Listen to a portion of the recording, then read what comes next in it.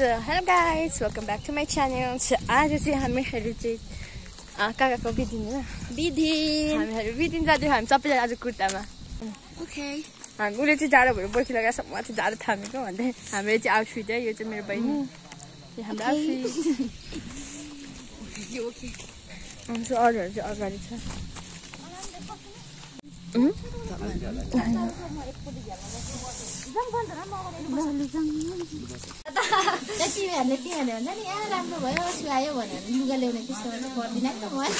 guys मैले चाहिँ अर्पेको टोपी लाएको हैन भन्दै